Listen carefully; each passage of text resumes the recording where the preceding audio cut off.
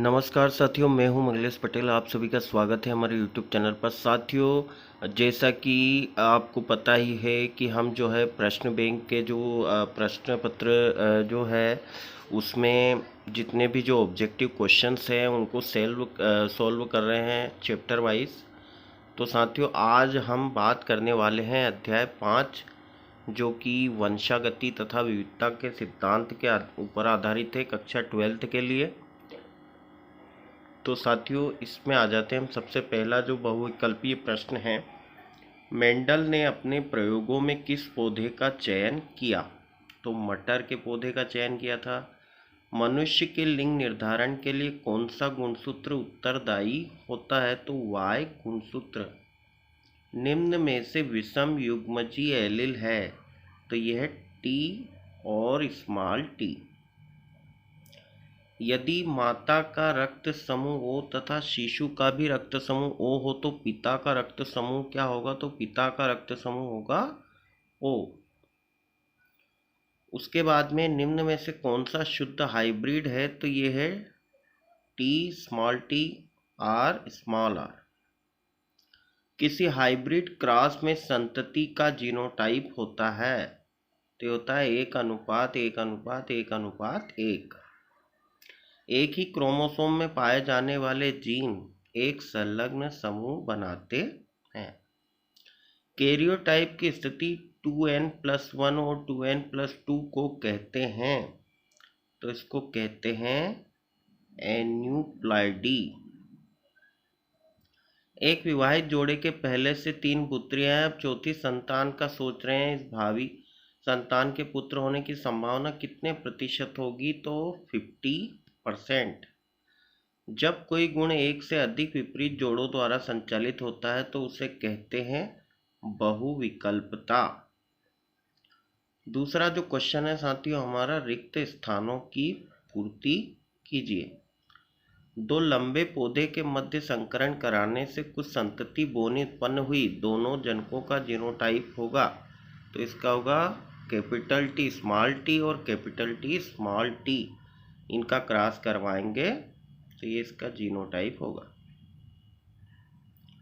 उसके बाद में सिकल सेल एनीमिया में वैलिन ग्लूटामिन अम्ल के द्वारा रिप्लेस होती है। वैलिन को GUG कोडॉन कहते हैं। एक ही क्रोमोसोम में पाए जाने वाली जीन एक संलग्न समूह बनाते हैं। किसी जीनोटाइप ABBBCCDD द्वारा प्रकार के युग्मक बन सकते हैं? तो 4 प्रकार के युग्मक बन सकते हैं।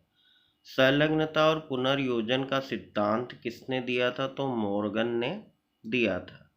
मॉर्गन ने लिंग संलग्न जीनों के अध्ययन के लिए पर प्रयोग किए, तो ड्रोसोफिला पर उन्होंने प्रयोग किए थे, मक्खी पर। आनुवांशिकी का जनक सभी को पता है साथियों, मेंडल को कहा जाता है। मेंडल ने अपने प्रयोग में मटर के पौधे के 7 विपर्यायी लक्षणों को लिया। 21वें क्रोमोसोम में एक अतिरिक्त क्रोमोसोम आ जाने से सिंड्रोम होता है, तो ये इसका आंसर हो जाएगा डाउन सिंड्रोम। म्यूटोजैन विकिरण है, तो ये हो गया पराबैंगनी विकिरण है। साथियों, तीसरा जो क्वेश्चन है हमारा, सही जोड़ी बनाइए। पहला इसमें टर्नर सिंड्रोम, तो इसका आ जाएगा ई वाला 2A+X हो क्रोमोसोम। दात्र कोशिका अरक्तता, तो इसका आ जाएगा साथियों आलिंग क्रोमोसोम अप्रभावी। द्विसंकर क्रॉस फिनोटाइप, तो इसका आ जाएगा साथियों 3:1। क्लाइनफेल्टर सिंड्रोम, तो क्लाइनफेल्टर सिंड्रोम का आ जाएगा 2A+XXY। और हीमीफीलिया, तो इसका आ जाएगा एक संलग्न अप्रभावी। अगला जो क्वेश्चन, अगला जो सही जोड़ी है हमारी, इसको देख लेते हैं। 2N-1 ये क्या है? तो ये मोनोसोमी आ जाएगा इसका सही आंसर। गामा किरण, तो गामा किरण का आ जाएगा उत्परिवर्तन। बहुल फिनोटाइप, इसका आ जाएगा प्लियोट्रोपिक जीन। और समान एलील का आ जाएगा समजात। और असतत विभिन्नता, इसका आ जाएगा स्वतंत्र अव्यूहन। चौथा जो क्वेश्चन है साथियों हमारा, एक शब्द एक वाक्य में उत्तर दीजिए। तो सबसे पहला है इसमें बहु एलील का एक उदाहरण दीजिए। तो मनुष्य का रक्त समूह बहु एलील में आता है। क्रॉसिंग और विभाजन की किस अवस्था में होता है? तो ये अर्धसूत्री विभाजन की मियोसिस फर्स्ट की जो है पैकिटीन अवस्था में होता है। सर्वमान्य रक्तदाता समूह कौन सा है? तो O हो जाएगा। रक्त समूह की जांच में प्रयुक्त एंटी सीरम में क्या पाए जाते हैं? तो एंटीबॉडी। संतान एवं रिसेसिव पेरेंट्स के बीच के क्रॉस को क्या कहते हैं? तो टेस्ट क्रॉस आ जाएगा इसका। ओ समूह पिता तथा ओ समूह वाले बच्चे का जीनोटाइप क्या होगा? तो I डिग्री।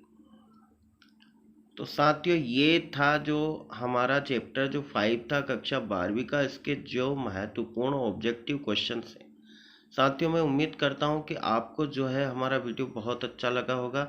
अगर अच्छा लगा है तो जल्दी से इसे सब्सक्राइब कर दीजिए, हमारे चैनल को लाइक कर दीजिए, शेयर कर दीजिए, ताकि दूसरे बच्चे जो है इनको सारे जो ऑब्जेक्टिव है इनको पढ़ सकें। आप सभी का बहुत बहुत धन्यवाद।